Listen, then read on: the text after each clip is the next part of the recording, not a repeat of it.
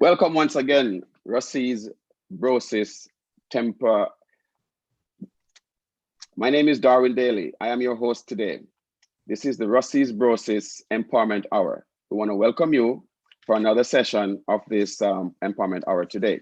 Now, every single week, we have these special persons that we talk with. I'm going to stop saying interview because we have more than an interview. We have talks with these persons. We have in-depth conversations with these persons. And today, none other than a very special person that we want to talk with today. And she took the time out of her busy schedule to speak with us. And we want to, for the viewers and subscribers, thank you for being there. And as always, I want to say Miss Dawn Dawes, she's a sister, an auntie for a lot of persons, a wife for one person, not a brother, definitely. And she definitely, for me, is a sister. And I want to say she's a stalwart, if I may call it. I don't know if a female can be a stalwart, but if female can be a stalwart, she definitely is one of them. I want to say welcome to the Rusty's Brosis Foundation. And Miss Dawn Dawes, how are you today? Thank you for that warm welcome, Darwin, Dada. I've had better days, but in everything, give thanks because, as we say at Jamaica, it could have worse. Here we go. Bread and butter. This is what we do. This is Jamaica. This is our bread and butter. We talk like that. We go in and out of the English language. That's what we do. That's what makes Jamaica so nice. And that's why the English language is so nice for us too. And that's why this woman is a teacher. She's also a lady. Okay. Now, Don, I want you to just introduce yourself. Tell us about yourself a little bit from you were, growing up as far back as you can remember. Any funny moments all the way up to you become to primary school. Okay.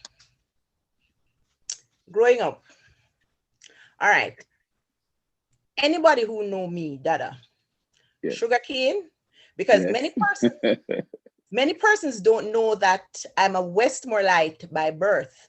Wow. You have persons who would have known me coming from Trelawney to Rossies who would think that, oh, a Trelawney she come from. But if you know anything about Wisco, when me a picnic, Yes. me live in a Wisco cane piece. Cane bump, you use your teeth peel cane. I That is do. that in essence, and planting rice with my father on the banks of the Cabarita River are the highlights of my childhood moments. Wonderful. For the benefit of persons who might not know what Wisco is, it's West Indies Sugar Company. Right. And I remember Mr. Swelly Miller some time ago when we spoke, he did talk about him being an accountant at that place, at that company for a few years. So you are a sugarcane lover. Oh, even to this day, that's one of the things I miss about being home. That's amazing. That's amazing. So you have now joined the ranks of a lot of persons who came to Rossies who are Westmorelites, like Contil, Donald Hewitt, Jimmy, just to name a few persons. You are one of the females, first females that we Yeah, are boy. getting from Wild Boy, from Westmoreland. So you are in good company, Miss Dawes. Or should I say Yeah. Dawn? You are in good company. I mean, the moment I came to Rossies, I have been in good company. What wrong with you? Family structure, I'm telling you, it's a family structure. Now, what was it like growing up? And you talk about eating sugar cane. I was a part of that too. Pick up sugar cane on the road and we eat it. Give us some of those Hey, experiences because hold on. You ever eat the burn cane yet? oh yes, I have. Oh, Lord. And when you finish, you have all that burn on your jawbone. Yeah.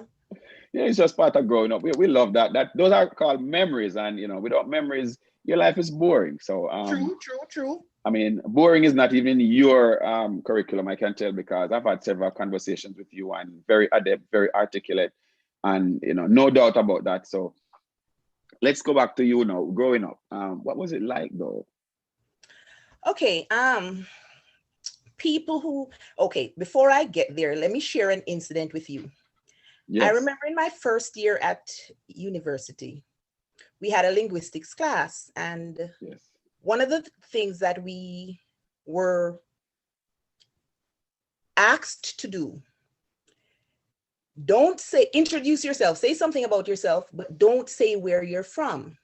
Oh. And Dada, you know, when I'm ready to speak the Queen's English, I lay it on thick. I know. And so the tutor then said to the class, okay, based on how she speaks, where do you think she's from? Oh, she's from Beverly Hills. She's from Upper St. I mean, I was like, oh, really? So a lot of persons meeting me for the first time would think that I have had a privileged childhood and, you know, I'm from a well-to-do family and all of that. However, it's actually quite the opposite. I am, as I said, my father was a cane farmer, carpenter, you know, jack of all trades, and Yes. basically single parent, raised by my father mostly until I went to Falmouth with my aunt. And so me grow rough. Well, Buck to put out it the big nicely. toe, wear barefoot, go to school. If you know anything about Westmoreland, Fullersfield to Paul Island, I used to wear barefoot 5 days a week, go school, and all of those things. You get the Nutribullet, the milk powder, all of them things. Get uniform fabric from school. You remember them days there? I Yes. do. So Milk powder. looking back, it might have been in our eyes a poor and a rough growing up, but these are the things that help to make us who we are today. The struggles and the things you've had to go through build Yes. character. Yes, absolutely. Mhm. I could not agree with you more because what we look at, and just to jump ahead where we are now, what we look at, what we called poor life those days, we look Mhm. at it now, especially now in this present day COVID, that was luxury. Persons are paying top Exactly. dollars for it right now. So And I will have, it never harmed any of us. no, it made us better. So now that you mentioned something about that, I definitely want to ask you this because I'm sure this had a great deal or great impact on your upbringing. We know you're a woman of faith, so you must have started at an early age. Okay. You know, today I was reflecting on when at age 11, my aunt said I should baptize. No, I went to live with my aunt in Falmouth when I was 9 years old. This was the thing: church, school, yard. Repeat: Pretty much. church, school, yard. Pretty And much. reading anything outside of the Bible was considered a sin. Yes. And I could not go to church on a Sunday. I could not miss Sunday school. I could not go to church the nights when church was keeping. Yes. And being in children's church, I went to the Falmouth New Testament Church of God. Being in children's church, I learned a whole lot. So I, to an extent, got to form this kind of relationship with a God that had no face, had no name, was just Yes. God. Back Yes. then, I never thought of God as a being. God just was there. But as I grew and deviated from the path and all of that, Yes. life's experiences have taught me to realize that there is a supreme being that we need to pay reverence to. Yes. Absolutely. Absolutely. So you think that that discipline brought you to be a better It thinking has, person then? it has in many ways. Very well. Very well. And just to break the ice a little bit, there are a few persons who are checking in. So I'm just going to check the chat right now because there might be persons who knows you. I don't know in what capacity because you're also a teacher. So I'm just going to check it right now and tell you about these persons who are happy and elated to be looking at you and to be listening to you right now. All right. First, we have here. There's Carlene Stewart said, "Welcome, my classmate. It's sister Hey, and a friend. She's so happy to be listening to Cancerian, you. yeah. Yes, yeah, there you go. She talked about that a lot. Then there's Tijana Taylor. She said, "Good evening." Maybe that's one of your students, I presume. Um, Jody Ann Robinson. She says, "Long time she haven't seen you." There's Adriel Harris. It's been Hey, years that's since one of I've my past seen you. cadets. Yeah, that's one Lieutenant, of there you my past go. cadets. There you go. And we will touch on the cadet thing in a moment. So let's see. She said it seemed like eternity. So happy to see you. And DB checked in. There is Moji D. I'm not sure who that is, but whatever you were saying, they're agreeing with you. Say whatever you're saying is true. So that's one of your maybe a protege probably. Mhm. And Sophie Blake is saying good evening, all. Well, okay, now let's go on to the you were talking about you becoming in that presence where you start to identify yourself with the creator, the being, and you have developed that discipline within yourself to know that, hey, this is what I grew up with and this is where I'm going to do. So you had nothing else on your mind but education. That was it, hands down. So what primary school did you went to in Falmouth? I went to the Falmouth All Age School, also known as Barrack School. Yes, yes. Mhm. Okay. Um, for those persons who are familiar with the pier, they would know the exact location of Falmouth All Age. And then did you ever go to you started Rossi's or William Nip High School? I did the common entrance in Falmouth, passed for sorry, see Rossi's run through my veins. I tell Passed you. for William Nib, did a Yes. year and a term at William Nib, and then transferred to Rossi's. Yes. Wow. What made you want to come to Rossi's? What was that attachment? Okay, so I told you I was living with my aunt, right? Yes. In And Falmouth. then Rossi's is in Hanover. yes, Dada, just wait, no man. May I get to it? Okay. No. Okay. All right, so teenage hormones start kicking in and the whole works and Dada, me used to love fight when me a picnic. I Wow. used to get beaten 5 days a week and twice on Sundays for fighting. Wow. Wow. And I told you the Christian my aunt was. And with all the indiscipline problems and all of that, I guess she just had enough. And so I remember the night in question when the decision was being made what school to go to transfer me to when I get back home. And Mannings and Racis came up. And I remember my beloved cousin Delton saying, but Racis does well in sports and also in academics. Yes. And this was in early 1984. Okay. So, I mean, look at the rich tradition that Racis had then. Yes. So I came and got transferred into Racis. I started after the Easter break in grade 8. Mm-hmm.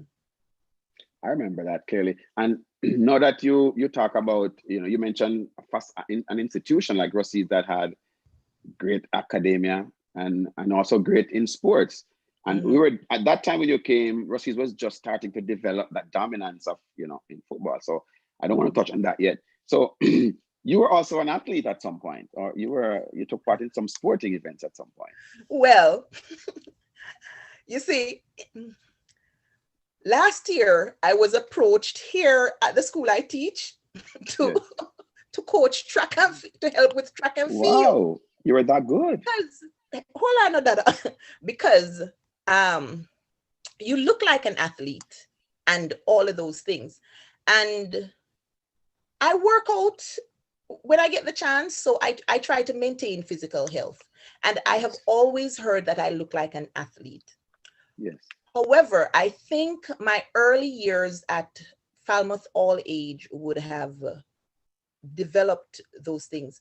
Um, if persons again know Falmouth All Age, that big play field beside the school, I remember being the second fastest girl in the school in the 100 meter. Wow. And then having gone to William Nib, I used to do a little track and field. I used to compete for my house and all of that. But then it somewhat seemed to have died, dwindled by the time I got to Russies. I guess so I guess now Usain Bolt probably had some of that water that you were drinking. So Mind he you, took it. Usain is from Sherwood. I Yes. grew up at 77 So Market Street, Falmouth. oh, so you're a downtown Falmouth. Okay, well, I beg your pardon. If you want Okay. to call it that. Okay. Well, just to, because you seem to have a very happy past in regards to, taking part in athletics and everything like that. So, let's talk about then you said your professional development after overseas as a student. Clarify that question.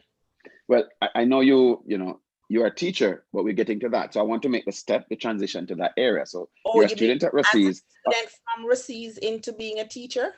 Yes. No, not there yet. I'm saying your professional training that brought you away from Russies after your student years. Okay, so I remember going to Russies, and persons who know me know that I'm an avid reader. I have this passion when it comes on to the written words on the page. So I've always wanted to be a journalist or a teacher. At some point, I heard you maybe should do law because you like talking, you like debating, and all of that. However, those dreams never materialized right away, because I'm going to break a secret that many persons may not have known. December coming, my first child will be what? 32 thereabouts? How many years now you leave overseas, Dada? I can't remember. That's a long It's time roughly ago. 32. 32. I know it's 1988. So the number, I'm not, I'm not good in math. So Yeah. when I left Russies, I was pregnant. When I graduated, I was pregnant with my son. My one boy Pitney. So I had to take on adulthood before I was actually quite ready. And so I worked in the private sector for a number of years. And I will tell you the story a bit later about Linford Nelson, how he actually changed my life. Yes. So I worked in the hotel industry for a number of years until I got to the point where I looked at persons who I had gone to school with, persons who I consider academically not at my standard, and they were advancing. So the little bad mind in me just start to kick up and me say, you know what, I have to do something with my life. And I transitioned to Teachers College, and here I am. And pardon me for saying this, but what I think it was is just the ambition in you that prompted you to do that, because you were also a part of the debate team. You like to talk, because that's why you were part of the debate team at Russies, because of your vocabulary. Yes, and I even to this, and while I was a teacher at Russies, I was also in charge of the debate club. Well, we don't hear a lot about. I have this passion. Go ahead. Sorry, go ahead. I'm sorry. I have this passion for critical thinking, something that is extremely lacking in today's society. Don't just swallow everything you hear, because you may never know what could have been. Very true. Very profound. Could you repeat it again so the others can hear it? Learn to question things. I remember as a child, I was told, I asked a question about the Bible, and I was told never to question the Bible. And funny enough, since I got older, I'm like, so why did you send me to get an education if you don't want me to question things? Because that is what education is all about: learning to question things, learning to think, not just believing everything somebody comes and say to you. Yes, absolutely. Critical thinking is very vital in this time. It's in every time. Mm-hmm. And and during our time at Rossi's, though, I know Mr. Colin Miller was the principal of our time, and he had an impact on a lot of people's lives. So I want you to first tell me what impact he had on your life, and what was his how do you think his tenure was while you were there? Okay. Mr. Miller, there's just one thing I remember about, no, two things really. I remember driving up to Rossi's, and this very tall, statuesque man would stand with his head like this, and you would just see the neck protruding. Yes, that's our Yes. trademark. And I remember he would like, where are you coming from? Miller's Drive. Go back home. Where are you coming from? Negril, sir. Okay, go inside. Where are you coming from? Prosper. Go back home.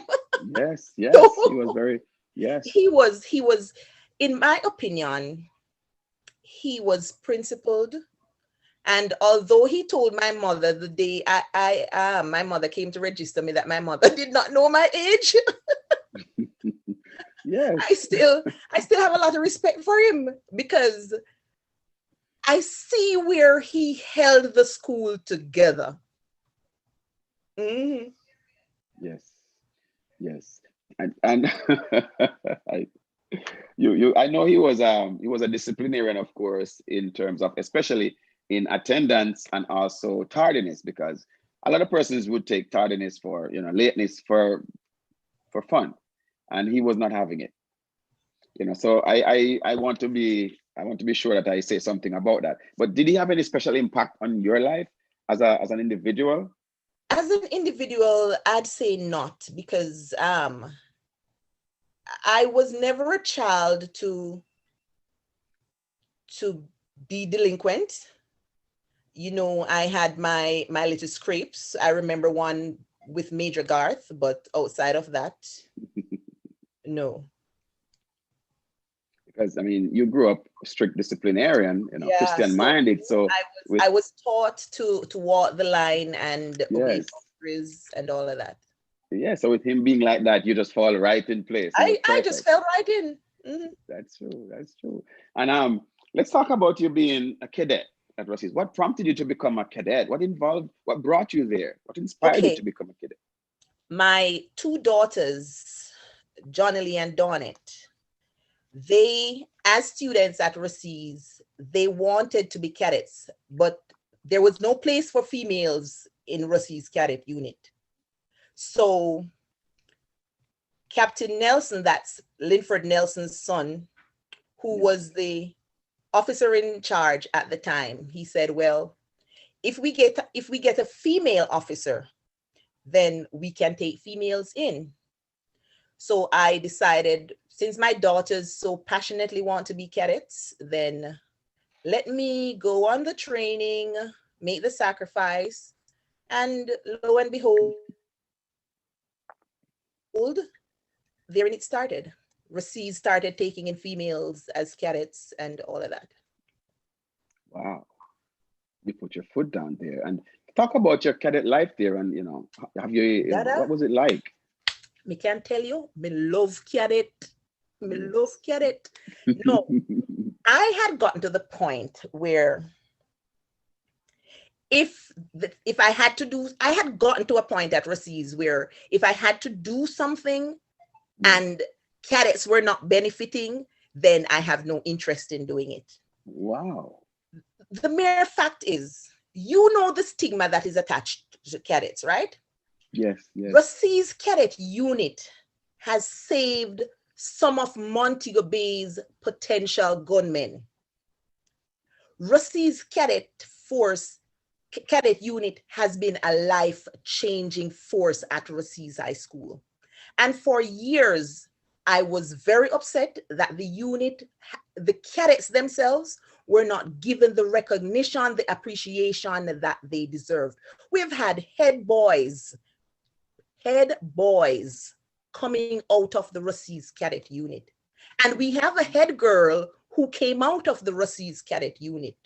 You interviewed her last week. Oh, we're talking about Hannah Richards. Hannah, Yes. my beloved Yes. Hannah. Yes. No. Yes.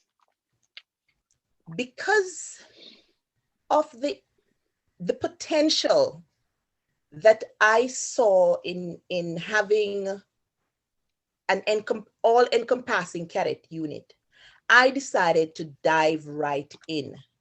Yes. Because not everybody can be athletes. And so if you can find that potential set of students who the schools see and administrators and teachers see as troublemakers and all of that, and you can get them interested in something where you go bush, where you come school for the weekend and you sleep on floor a whole weekend and go in a canteen and cook some sauce of dumpling and some curry chicken and eat them thing there. And out of this, you found that there were students who would want cadet camp to keep every weekend. I can tell you, it took a toll on me physically, but I wouldn't change a thing about it. Because I have seen wherein so many students have benefited. And to this day, I can tell you, the Lucy Fire Station, if you should go there now, more than half of the staff there were members of the Russies Cadet Unit. Yes, yes. So that in and of itself speaks volumes. Yes. And as a past cadet myself, I can speak clearly of two very simple things that it taught me. It taught me how to be humble, and it also taught me how to survive. Mm-hmm, mm-hmm. Those two very integral parts of my life, I can say. Because so I really applaud the cadet. Essentially a part of the training. Yes, yes. Mm-hmm. And I love that. I look forward to cadet camps. Mr. Johnson was my my leader in those days at Russies. But mm-hmm. Yes. So let's, you are very involved in Russies during your time as a student, and then you trained professionally, you become a teacher. You went to Sam Sharp Teachers College to become to train. Yes, Sam Sharp Teachers College. Mm-hmm. Okay, you want to talk about that and just take us right into what brought you back to Russies? What inspired you to become? You could have gone anywhere else, but you chose to come back to Russies to teach. I could have. And having completed Teachers College and started working at a company in Montego Bay that shall remain nameless. I remember when I got the interview, after applying at Russies, and I got the call, Mrs. Stennett. Was it Mrs. Stennett? Well, who would have called me, big up to Mrs. Stennett if she's online, who would have called me to say, I have an interview and I should come in. I spoke with my immediate manager and told, having completed Teachers College, I am now interested in taking up what I trained for. Sure that the big boss wanted to see me in his office. So very timidly, I climbed the stairs. I went up there and he said, "What's this I hear about you leaving us to go teach?" And I explained something I've always wanted to do and I have a passion for it. And the fact that I have studied these past 3 years, well, I would like to go pursue my dream. And the man looked at me and said to me, "I bet you will never make enough money in teaching as you will make if you stay with us." Very presumptuous statement. And I said to him, "Sir, about the money." Because by then, a single mother with how many kids, I was also looking at the potential benefit of being there with my children during the long summer breaks. So I went to Russies, and I remember Miss Kelly. I don't know who remember Miss Joyce Kelly. She sat in on the interview. Mr. Nelson sat in on the interview. And I think there was one other person. I can't remember who the other person was.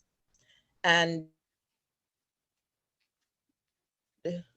I mean, I knew I got the job before I before I left out of the room. And you know, it was just this excitement. Oh my God, I'm coming back to my school to teach. Oh my God. It's like the best thing that could have ever happened to me. Yeah. And so when I started teaching, no, I resigned that job, started teaching.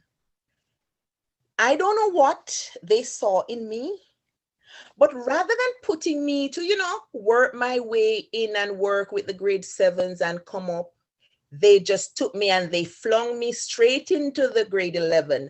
I remember my first year, I had 4 grade 11 classes teaching CXC social studies. Can you imagine? That's an achievement. And I can tell you, I always tell people, I don't need anybody to validate me except my students. Yes. Once my students say, Miss Dawn, me good, because it is their learning that is important. And Yes. when I can, even to this day, have students from that very batch with whom I'm in close contact with, we are like friends, and they saw wherein I gave them a chance, it makes me feel this sense of accomplishment. And I grew from there. I worked at Rossi's for 2 years. Then I went to UWI, got my bachelor's, went back in 06, worked for a year. And in 07, I was made a senior teacher. And I can tell you, Dada. Yes, you can tell me anything. That first year in that senior teacher position, having had a graduation to plan, because those days graduation was held in November. And I am immersed, holistically immersed in the planning of the graduation, not expecting anything. And I remember the night we had the graduation in the quadrangle. I remember the night in question after everything was done, and I was like,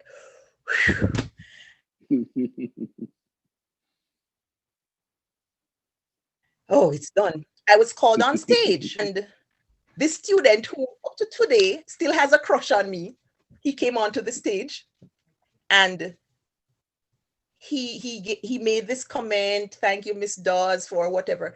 And Dada, the sheer unexpectedness, I remember crying to realize that here I am just losing myself in ensuring that this thing is done to the best of my ability, and somebody took the time to recognize it. Wow. And that is one of my cherished moments. Yes. In addition, being a grade supervisor alongside Mr. Henry Diggy, yes, is an achievement for me. You know that graduation was after Rossi's grew, because our graduation was in the auditorium. So after Rossi, the population grew, the graduation was in the quadrangle. Diggy and I took graduation from the quadrangle to Jockey. And I remember that year we got a whole lot of flack.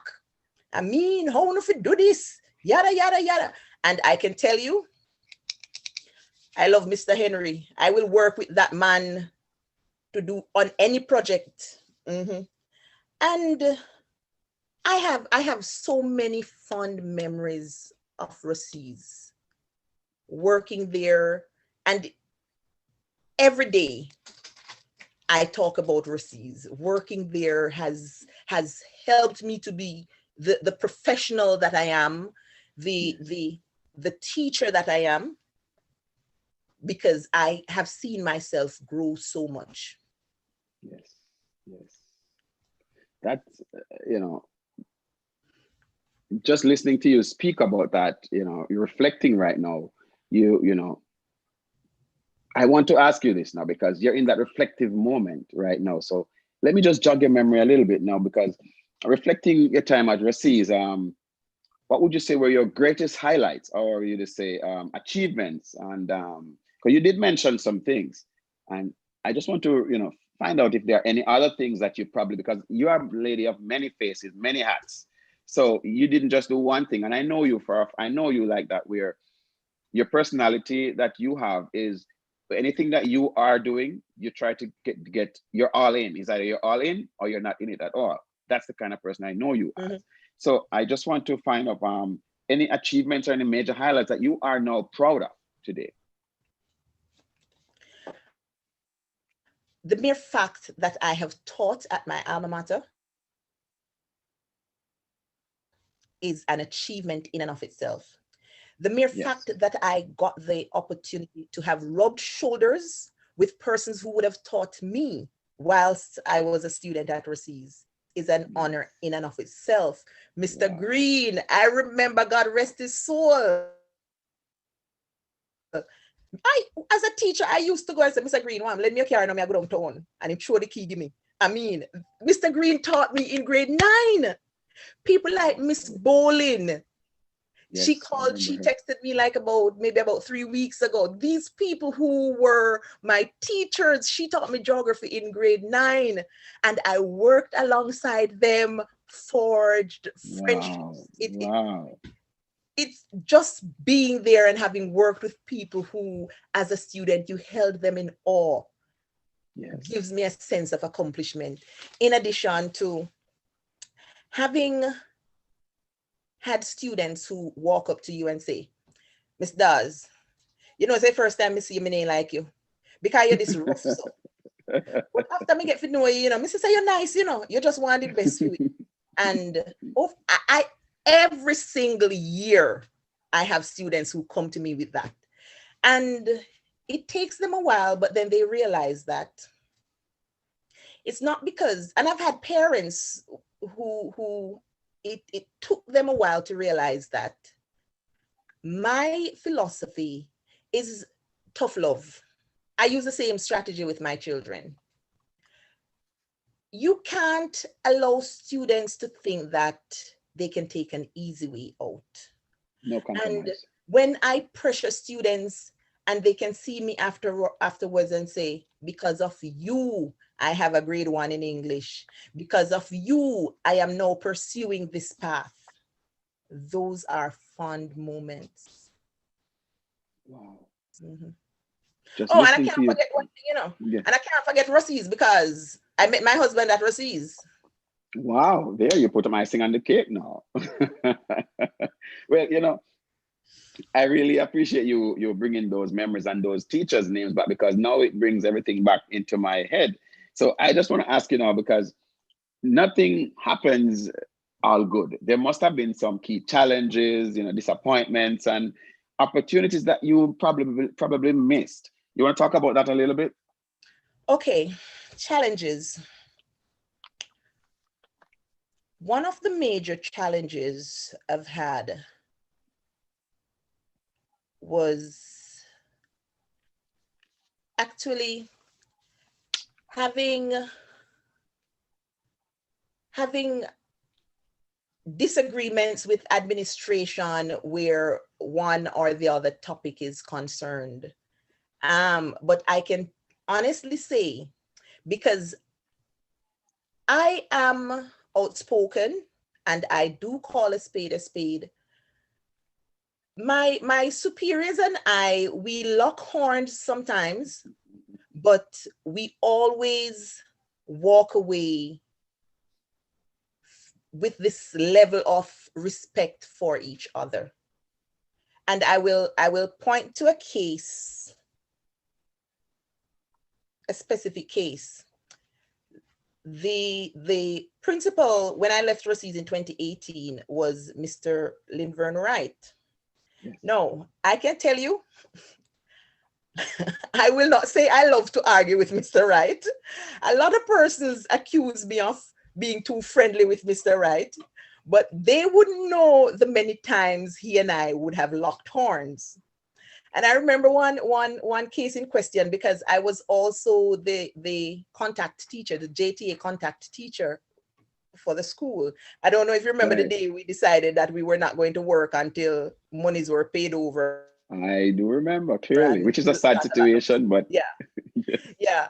And, you know, I went into him.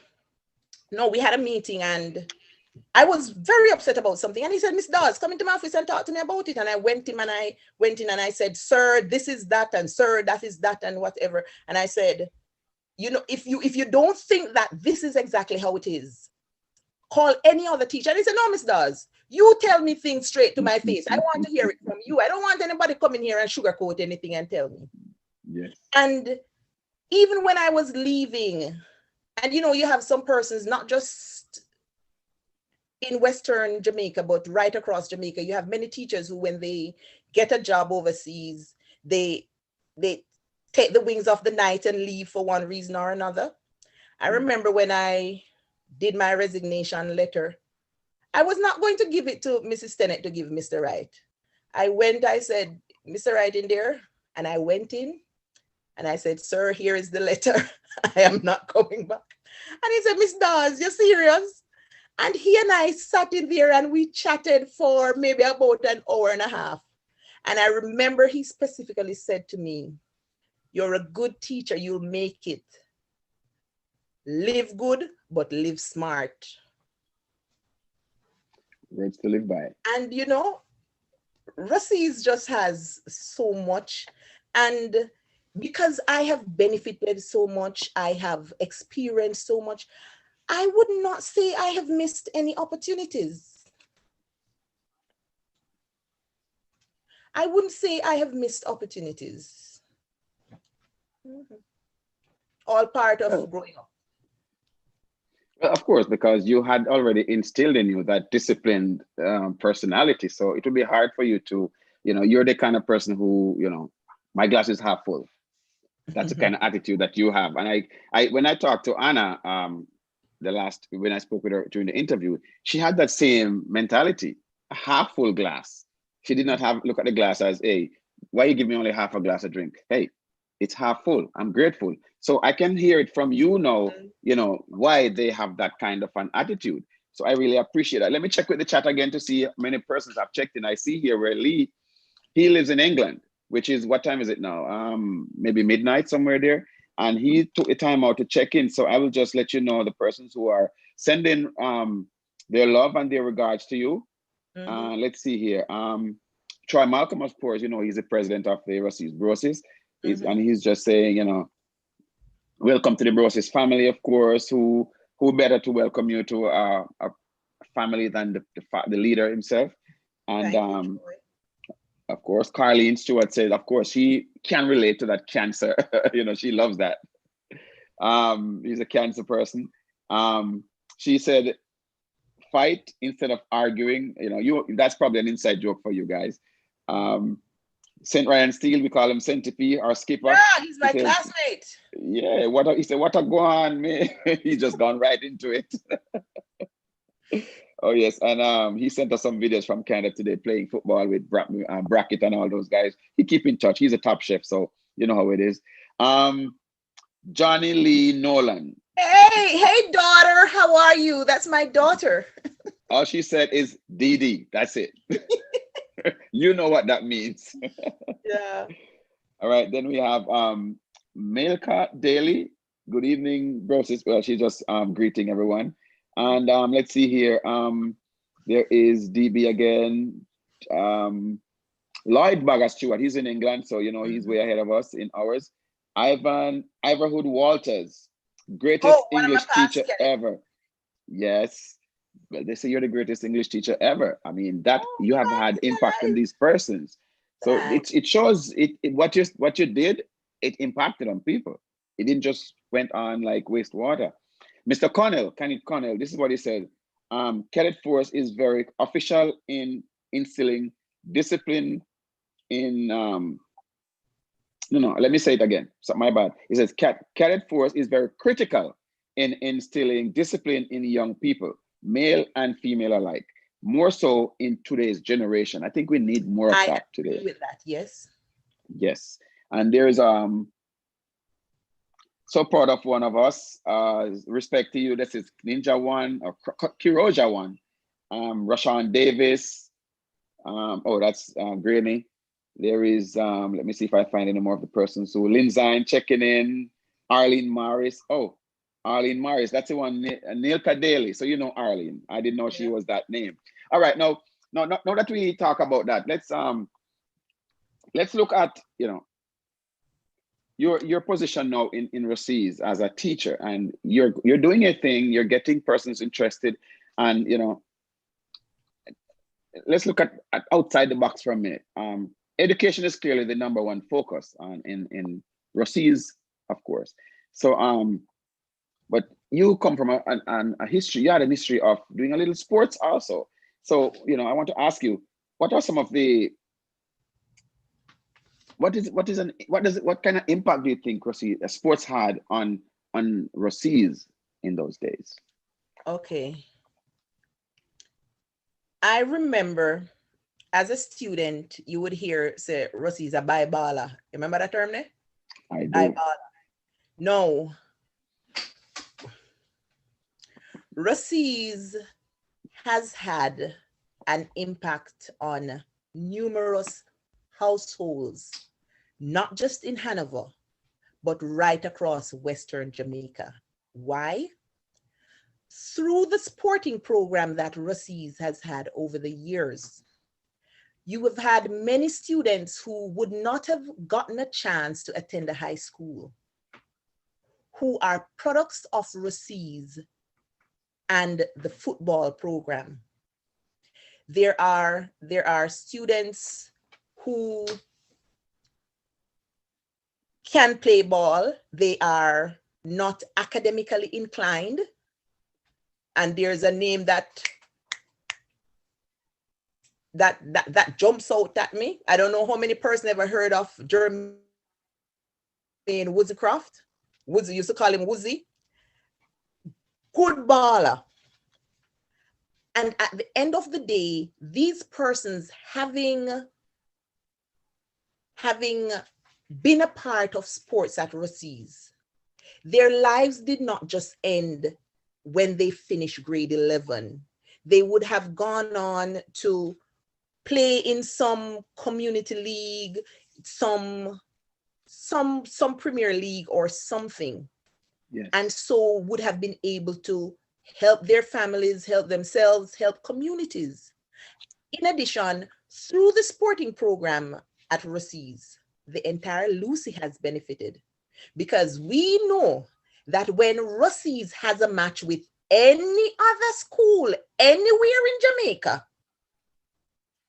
it is the most tickets that will ever be sold. Not Raheem Graham, humble youth. At the end of the day, and I have this love for Raheem. Raheem, he's another story. And right now he's in Wisconsin on a scholarship, thanks to playing football.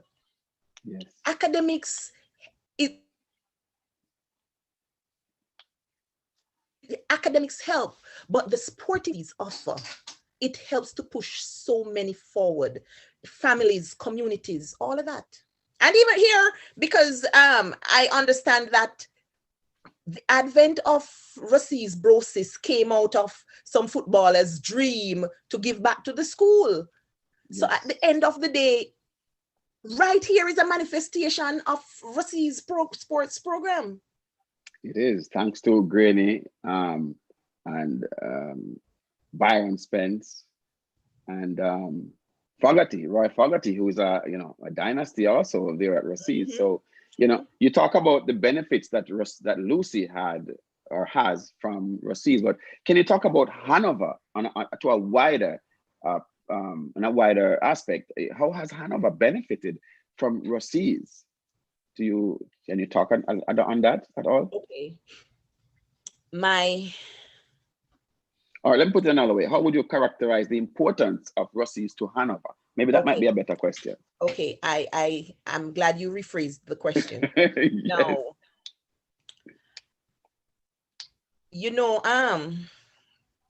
when you have a community And you have an area done who every Christmas give out goodies and every back to school give out goodies.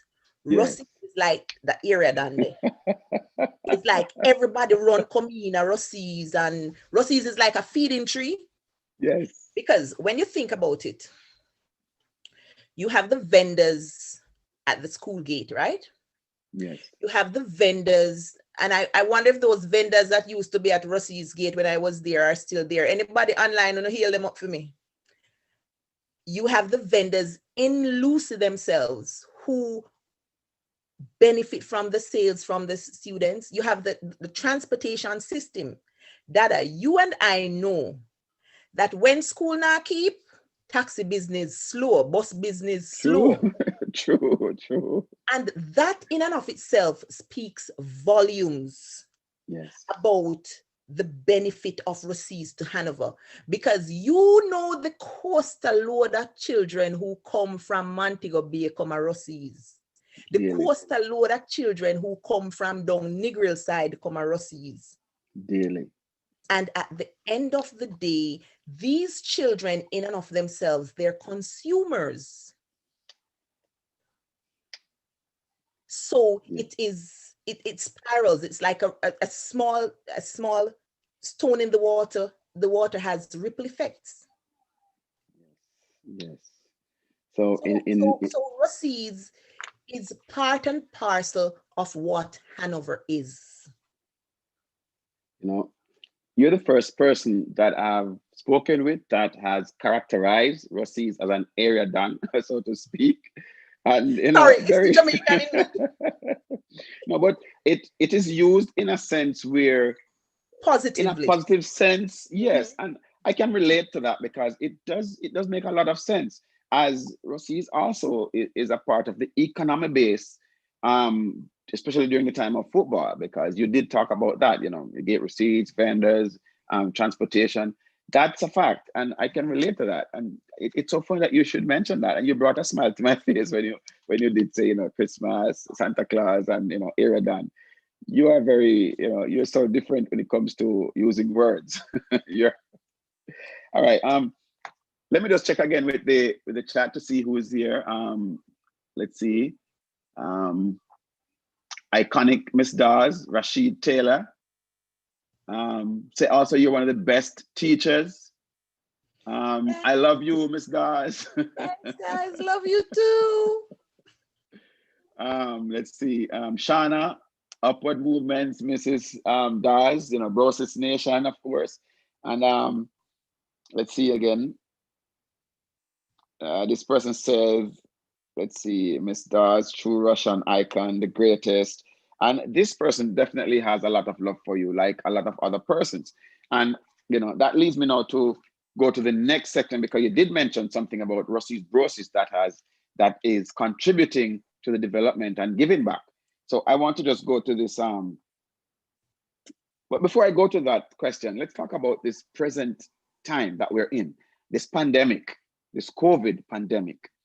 What are your thoughts? I want you to talk a little bit about it. Take your time to gather your thoughts and tell me a little bit about how has it forced the transformation of how institutions execute their learning plans and how students learn, because you're in that present space right now where you're teaching.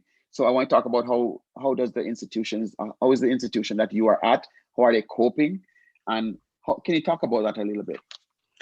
Okay, let me speak about where I am, because we're doing the hybrid method, where we have some students face to face and some virtual.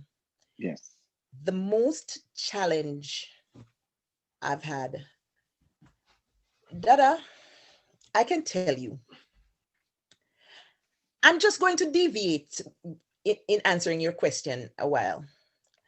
But having been here, I said it to my husband and a colleague up to the other day. I wish every Jamaican child who is obsessed about coming to America to live could just come and experience what it's like to be here as a citizen before packing up lock, stock, and barrel coming here. Because one of the things we don't realize, Jamaica bless. Very much. Jamaica is blessed. I would never believe that I would have had a student sitting in my classroom who does not know how to access Microsoft Word. I mean, from Jamaica, that person is, or from here? Okay. Here, so me talk. Okay. Wow. In Jamaica, we know as much as every child in Jamaica does not have access to computers and all of that.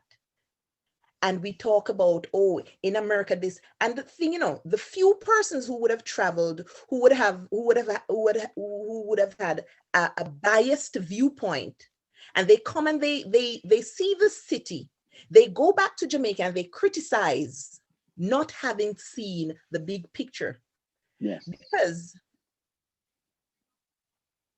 just as how we have students in Jamaica who right now do not have access to internet. The same thing happens here.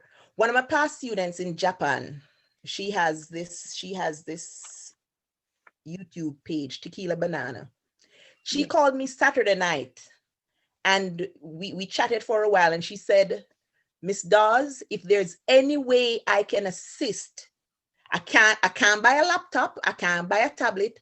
But when I hear the stories of students not having the ability to finish class because they don't have credit, just tell me what I need to do so I can send some money back home so I can help students to at least give them access to internet uninterrupted. And there are so many persons out there with the willingness to help. And so when I heard about Brosis and what it's trying to do, I saw wherein there is the potential to be better than all the other organizations that have gone before, where we can not just talk about giving back, but we can actually give back. And so I know of a fact that some of the challenges students face, one, the absence of technological devices, two, the internet access, the credit, and all of that. Because you and I know that many of the parents work in the tourism industry. And with COVID as it is now, many of these persons are either not working or they are working for reduced rates. So that is going to affect their spending. And so students will not be as equipped as they would have been to face this new, not just the pandemic, the new technological requirements. Yes. And so I am hoping that in addition to the big project that Brosis Brosis is planning to undertake, then we can do our individual little thing to assist in these small ways. Yes, yes. I'm glad you mentioned that too, because just to that takes a little while for me to sink in, because that's a very solemn statement you just made, because a lot of persons just thinking about it now, not working, even though they get to spend a lot more time with their children at home, but how good it is if you're not able to provide something for them to eat, you're not able to provide internet access. It's like you're helping, but it's like you're not really helping. As a concerned parent, you feel helpless. Yes. In addition, a past student said the other day, when you're at school, at least you hear the bell and all of that. Now, what you hear as the bell is the dog barking and the cat crowing. I found it so funny. Which is true to some places, of course. So sometimes you have the external distractions, which in and of itself interrupts learning. Mm-hmm. So speaking of distractions, it's so funny how things change. Students were at school trying to learn, told, listen, don't keep your phone in class, don't take your phone to school. And they always, what was the distraction at the time? is now the main force of learning. The necessity. The distraction then is now the necessity. Yes, that's how time evolves, how circumstances change. Mm-hmm. And how do you see, I mean, put in your words, how do you think it's for some persons who were not able to learn? You think it's easier for children to learn in this space? It is a fallacy that technology is the myth has been forced on you for so long that give the students more technology, man. They will learn, they will do this, they will do that. As I said, it's a fallacy. Now, when you think about it, the desire for learning must be there. Absolutely. If the desire for learning is not there, and I think right across the world, that is one of the things that is affecting this generation. In addition, the environment that fosters learning should be readily available. How many students you have at home? They have the laptops, but every minute you have a little baby sister crying, a little baby brother crying, people out on the road cussing bad word, the trace and all of those. That is going to affect how they learn. A new form of distraction. Yes. So as a society, if especially us as adults pay closer attention to the importance of education, and education in and of itself is not only book and paper, pen and paper education. Yes. Because just an aside here, I remember prior to getting married, I had somebody said to me, Miss D, a woman like you're supposed to marry a long time, you know, what kind of husband you want? What kind of degree you have? And I said to him, if you find a man with a degree, come give me, I ain't got a problem. I don't want a man with a degree. At the end of the day, not that I have biases against having a degree, but I know that you have many people out there with degree where they're dunce. Wow. And I will leave that right there for you to soak in. Wow. You are dropping a lot of bombs here, Ms. Stars. Rossi's Brosis, this is the Empowerment Hour with Mrs. Dawes, and she's dropping a lot of bombs. So, I mean, knowing what you know now, with your vast experience and knowledge, you know, abroad in Jamaica, how do you compare the learning? Because it's been said all the time that Jamaican students that had early educational access to Jamaican schooling systems up until high school, I'm sorry, they tend to learn much faster and excel a lot faster. Can you speak a little about that? Is it a fact or is that just word of mouth? Okay, I had the opportunity to speak with an assistant principal yesterday, and I said to him, we were in the hallway, you know, just engaging in a long conversation, and I said to him, you know, it would be unfair of me to use my one experience here to judge the American education system. But what I do know of a fact is,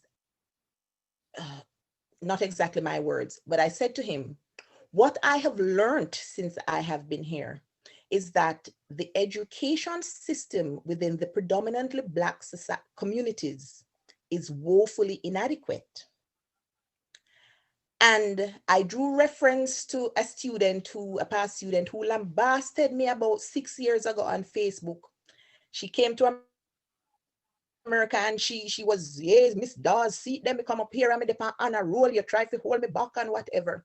And you know, at the time she hit a nerve because I know that I am hard on my students because I want them to dig deep to reach for that hidden potential. And I, you know, but then I never had to say anything. I had students who started hitting out at her and all of that. But then when I came here to teach, now I understood, because I realized that whereas in Jamaica, we are passionate about learning, we're competitive because we want to excel. And you know, so Jamaicans show off, not you. We bossy. We know, We're proud people. You call it proud. Me say we show off. We bossy. Same thing. No, here in my first month, a grade 12 student, when I was talking to them about show some interest in learning, just let me feel as if I'm teaching. The young man said, Miss Dawn, lend me a marker. He went to the door, went to the board. He drew 2 circles. He said, this here is Jamaica. You go to school because you want to learn. This here is America. We go to school because we don't want our parents to go to jail. And I was like, oh my God. I mean, it's like he shed so much light on it. But from what I have seen, the many Jamaican past students I've had who have come here and have excelled, I know that the quality education in Jamaica is miles and furlongs ahead of where I am now. Wow. I'm a proud Jamaican, you know, Dada. Me talk I about know that. Jamaican students everywhere me go, you know.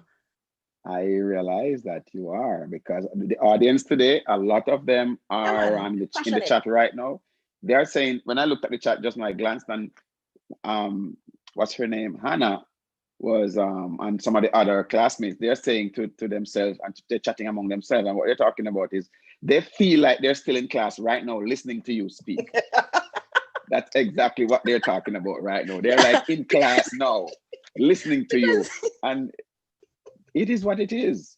You know, Dada, my past student in Japan, she said to me, I was saying something and I said, you know, say, because and say, and she laughed and she said, are you me get that from? Because I've never heard anybody else say because and say. Right. And she said, you know, and there's another student in North Dakota who said it to me. She said, everything you teach, you have a story for. And I think that in and of itself has been the thing that has cemented a lot of the content and the context of the things that I have taught, because I try to make it relatable. And then I am a very animated person. I get passionate easily about things that I feel convicted about. So it comes across in my execution. Yes. That's just me, Dada. There's no pretense about me, the Dan where you see, the Dan where you go get. Yes. You know, it's funny you should say that, because I had a teacher once, and this is one thing I learned from that teacher. Just like you said, she always have a story for every lesson. And, you know, some persons, everyone learns different ways. Some are the strict person who just the teacher come to the class and they just get to the meat of the matter right away. While some teachers will, they have a story to tell, and that you get the attention of everyone now, because everyone loves a story in a class. You know, and once you get there, it's an art form that teachers had. A lot of them teachers had perfected in, because you have to reach different people. Instead, some of them are so distracted. So that's a way of getting their attention, because they want to hear the story. Yes. And this is what a teacher taught me: never tell the end of the story before the end of the class. Exactly. So you wait, unless you have another and a better story coming with. Exactly, because they want to, how did that story go? Okay, that piques interest. So, you know. And having taught social studies and English, I prefer teaching English because you have so many things you can draw on. Yes. To relate to any topic in English. Yes.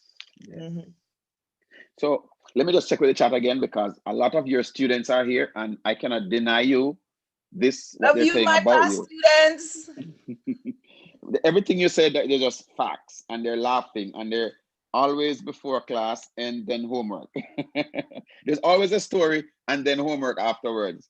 The teacher that you hear from anywhere on the campus. This is Marvin Murray is saying that the Oh, teacher that you hear from anywhere on the campus. Marvin, I'm gonna get you for that. All right. He's actually Marvin is actually the dean of discipline at Rossi's. Right now. Yes. Well, there you go. See, you have created this impact on these students. So now they are listening to you, and what you have taught them, they have learned. So evidently, they're passing it on to the next generation, and I hope they're learning from this. And Mr. Connell has lots of insight. Well, Sharika Drummond says, "I miss you, Miss Dawes. Rossi's will not be the same without you." You know, and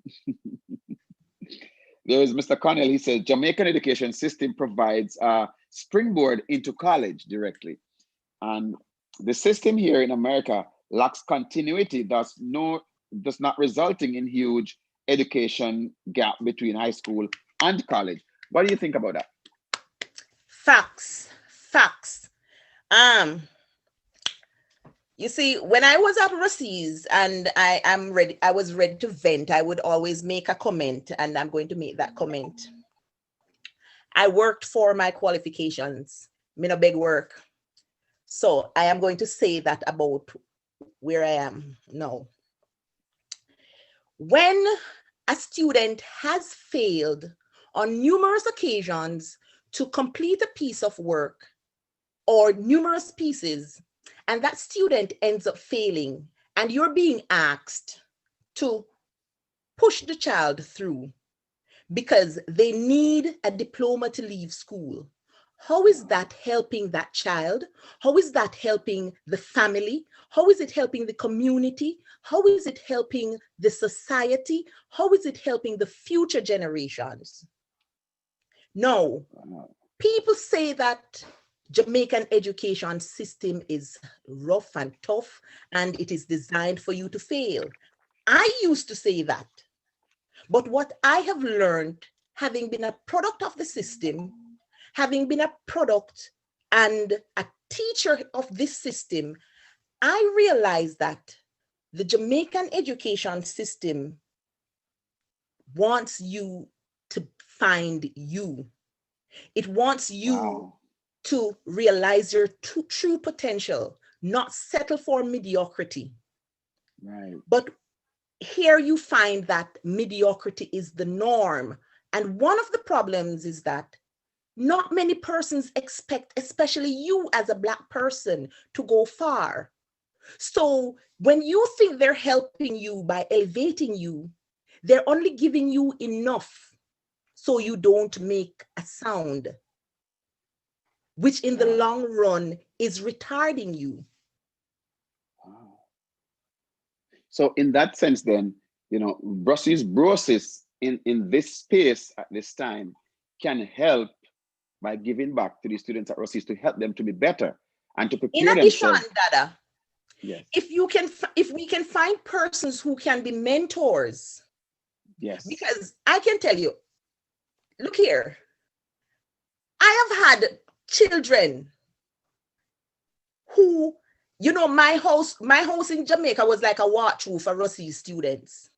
Wow. I remember one weekend, I had as many as 19 students at my house.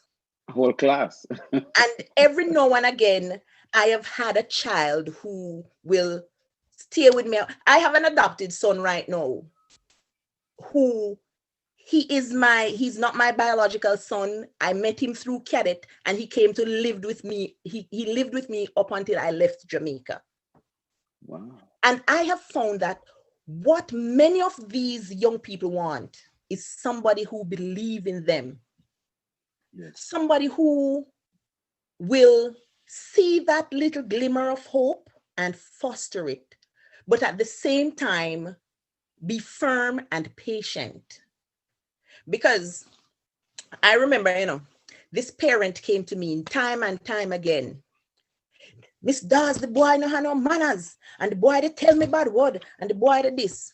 And as a cadet, I took him into the HQ, talked to him.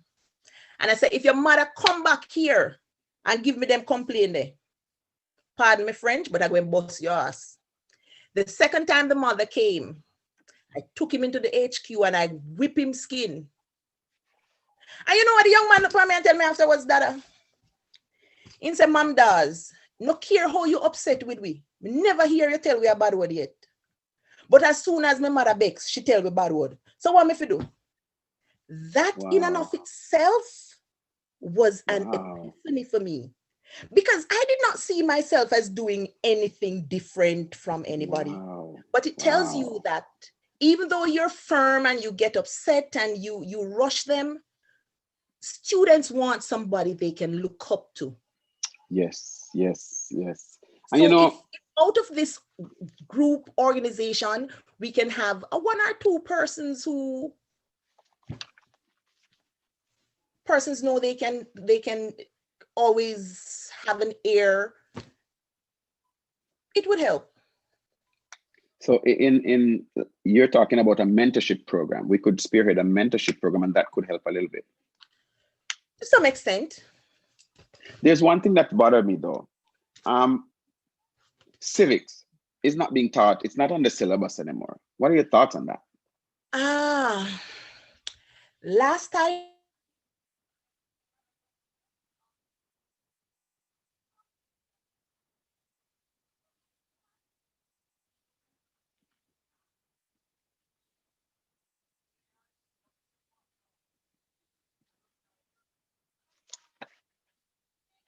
there are so many Jamaican youngsters who, your internet connection is unstable. Okay. There are so many youngsters who would have lacked real citizenship. So you find that the need is arising for the concept of citizenship to be reintroduced. Because I used to tell my students back home, you know, you talk about police infringing on your rights, but oftentimes when a police can look at a taxi man and take away the taxi man driver's license and carry around a station and say,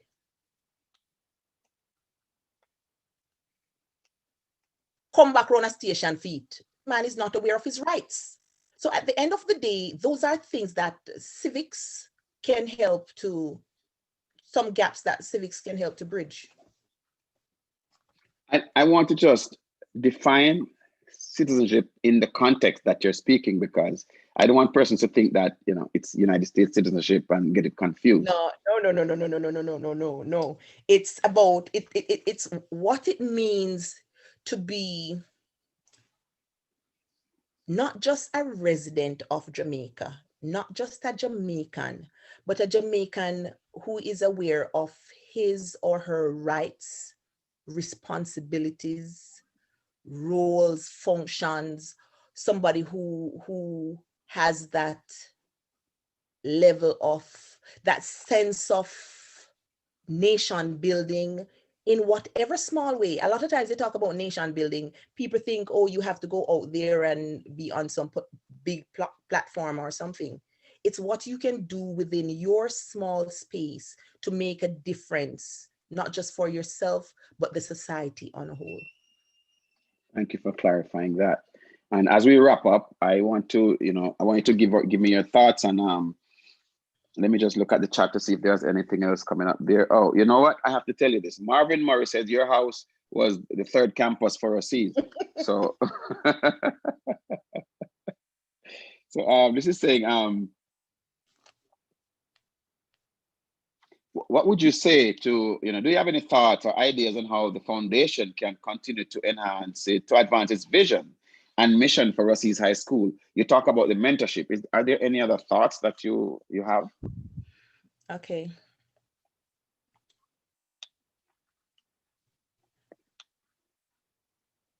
Last I checked, I know within the last couple of years it may have changed somewhat, but there was a time when more than 60% of Rosis staff were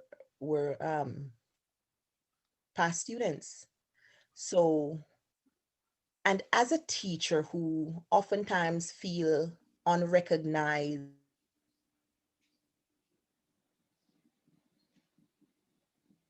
and feeling as if I do goes unrecognized. For persons who are interested in the longevity of the institution, in maintaining the household name of Rashid High School, when we give back, let us not just think about infrastructural development and student welfare and well-being, but also think about the staff. Because ever so often, teachers are treated as if we're a dime a dozen and you get back change. And we all are aware of the fact that teachers are like the engine. Teachers are the engine that actually propels the school. Because I remember when I decided to go to teachers college, and the Mr. Burchell Whiteman was Minister of Education, and they were laying off teachers. That persons were saying, yeah, you can't go to teach, and then they lay off teachers and all of that. Right now, when you look at what is happening in Jamaica, there's a serious teacher shortage. We should not take our human capital for granted. And often,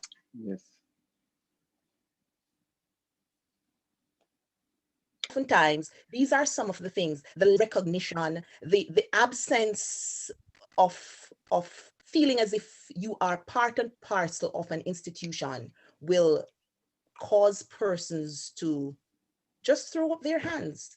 So in giving back, let us every now and again, even once every blue moon, show some recognition to the people who actually assist in getting the job done. Well said, Don. Well said. I couldn't have said it any better. Spoken like a true ambassador of the Rossies institution. And, you know, I'm a person who I advocate for teachers. You know me, I'm very passionate when it comes to teachers. So when I see teachers out there, you know, marching and demonstrating, that should never be happening. Because teachers they're the second parents for children. Because students spend more time with teachers more than their own parents that they live at home with. You know, and I was just looking at this text that Rashid Taylor, I found it very interesting. He said, I want to start a new club at Rossi's after COVID to help young men in self-development. Just remember that name, Rashid Taylor. Read it again. Yes. I'm glad Rashid said that. Do I have time to tell you a little story? Well, we have about 5 minutes. All right. So I went to Connecticut the other day, and I had dinner with 2 past students, and the wife cussed me out. She said, Miss Dawes, you remember the weekend you took all the boys and had them at your house, and you all cooked, and the boys came back to school Monday morning talking, oh, I did this at Miss Dawes. We felt so left out as girls. No, people who know me know I have this passion for boys, because our Black men are endangered. I think they need a whole lot of attention. Our girls need it too. But ever so often we give so much attention to the girls and neglect in teaching our boys how to be men. And this is one of the problems that we are facing in society. So if we could have something like that caters to male development, it would be a good thing. Yes. So because, you know, a lot of young men think being macho, being tough, not crying is being man. You know, so I get that a misunderstanding. And that is why, just an aside, and that is why so many relationships fail, because men think I should not allow my woman to see me weak. I should not show vulnerability, because we socialize our boys wrong. Yes. But you know, this is going to be another topic, but I think that probably have a lot to do with. No, you are doing fine. This is your interview. This is your stage. And, you know, as we wrap up, you know, I want to leave you with the final thoughts. And I was about to say that, you know, what contributed, I think, in my thoughts to that state of mind for young boys is that the father figure is not there, so they adopt other male persona. And, you know, and we have to get back to that, because in my view, I think civics should always be taught in schools, because that's where we lost that discipline. We used to respect policemen. We walk by firemen, we respect them. Teachers, whatever profession that person is, all elders, we respect them. Now, no child has respect for any adults anymore. So I think that's where civics, we have, civics had a great impact on us. So I will leave you with the final thoughts, Dawn. Okay, my final thoughts. This is the only time you've had me speechless since we began. Okay, so my final thoughts. Big up Rossi's, Brosis. I mean, I am expecting big things. And in all essence now, guys, let us, as the organization grow, please, as the organization grow, let us not lose sight of the foundational purposes for which this organization began. Let us keep sight on that. Yes. That's my 2 cents. And thank you, Don. And just to say regards to Mr. Dunkley, who's also a past educator for Rossi's, and also Mr. Canute Connell, who's also a past educator. You are now, cementing these ideas that, we are a force to be reckoned with. So, anything else you want to, I know you want to say something to your past students. I will leave you with this platform to say something to your past students. Oh, look here, guys, I miss you all. I miss you so much. I mean, you hear them say you never miss the water till the well run dry. Being here, I have learned to appreciate. Look here, if I should go back and teach at Rossi's, I promise I will be much easier on you. I still go pushing off to do the work. I still would pushing off to do the work, but I would be more patient and all of that. But me love you, me miss you. Me can't start call name here now. Mr. Marvin Murray, I'm gonna get back at you for that comment about my mouse being loud on the school compound. Love you guys. Thanks for the support. And Russia. Yeah, and Iverhard Walters says we need a part 2 of this interview. So we look forward to having you again on the Rossi's Brosis Empowerment Hour. Link up when we come Jamaica next year. Remember that. Cadet link up. Okay. So this is another episode of the Rossi's Empowerment Hour, where we have special persons spend and share their time with us. And today is no different. We have Mrs. Dawn, a sister, an aunt, a very exciting individual who has very knowledgeable, I must say. And as you can hear and see for yourself, ladies and gentlemen, we have persons as far as in England right now who has stayed up just to watch and listen to you. So I want to say thank you so much for spending your time with us. And this is your host, Darwin, saying thank you for taking the time to listen and to watch. Viewers and subscribers, Rossi's Empowerment Hour. Until next week, thank you. Thank you.